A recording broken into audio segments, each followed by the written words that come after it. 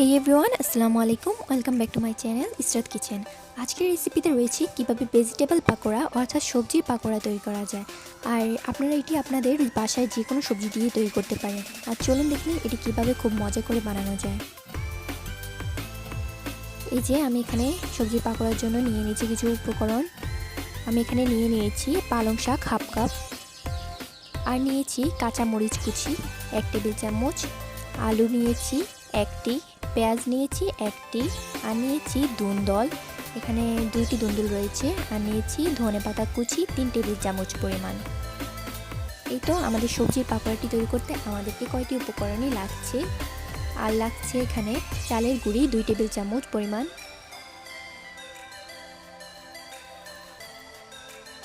আর লাগবে হচ্ছে বেসন। আমি এখানে 1 কাপ পরিমাণ বেসন নিয়েছি।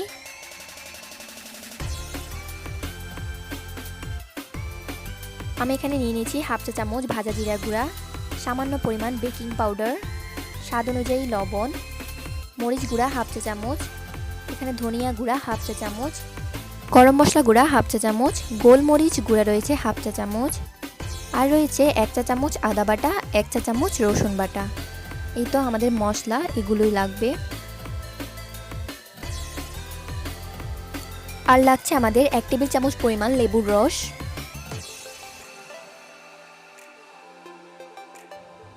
এখন আমরা এই সবগুলো উপকরণকে খুব ভালোভাবে মাখিয়ে নেব।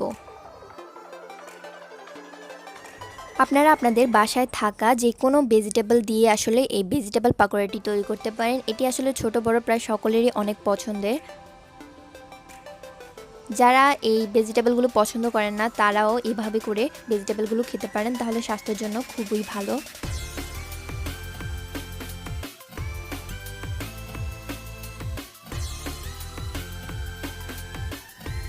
এই যে আমি এখন দিয়ে দিলাম বেসন, আর দিয়ে দিচ্ছি চালের গুঁড়া। চালের গুঁড়াটা কিন্তু আমাদের যে পাকোড়াটা তা কিন্তু অনেকটা ক্রিস্পি করে তুলবে, সো চালের গুঁড়াটা দেওয়ার চেষ্টা করবেন।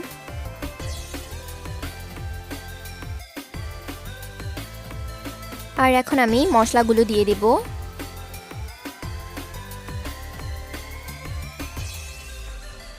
দিয়ে দিচ্ছি লেবুর রস,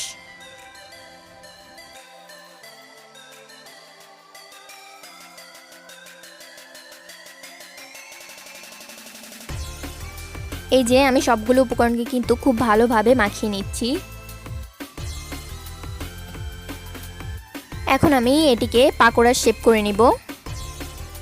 এই যে দেখুন আমাদের পাকোড়াগুলো কিন্তু এভাবেই আমি ভেজে নিব। আর আমি এখন একটি ফ্রাই প্যানে তেল নিয়ে নিয়েছি, পাকোড়াগুলোকে দিয়ে দিচ্ছি। আর এই পাকোড়াগুলো অবশ্যই ডুবো তেলে ভাজতে হবে। আর এই যে আমি এভাবেই কিন্তু সবগুলো ভেজিটেবল পাকোড়াকে ভেজে নিব, উল্টে পাল্টে এর চারপাশটা ভেজে দেন আমি উঠিয়ে নিব। এই দেখুন কালার চেঞ্জ হয়ে এসেছে, অর্থাৎ বুঝতে হবে যে আমাদের পাকোড়াগুলো কিন্তু রেডি হয়ে গিয়েছে।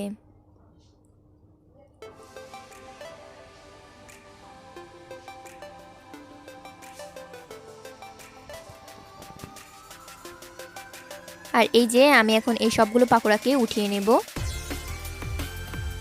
আর এভাবেই কিন্তু আমি সবগুলো পাকোড়াকে ভেজে নেব। এই যে আমাদের সবগুলো ভেজিটেবল পাকোড়া কিন্তু রেডি হয়ে গিয়েছে। তো আমার ভিডিওটি কেমন লাগলো অবশ্যই তা আমাকে কমেন্ট করে জানাবেন। আর যারা আমার চ্যানেলটি সাবস্ক্রাইব করেছেন তাদেরকে জানাই অসংখ্য ধন্যবাদ। আর যারা আমার চ্যানেলটি এখনও সাবস্ক্রাইব করেন নাই তারা অবশ্যই আমার চ্যানেলটি সাবস্ক্রাইব করে নেবেন। সবাই ভালো থাকবেন, সুস্থ থাকবেন। আল্লাহ হাফেজ।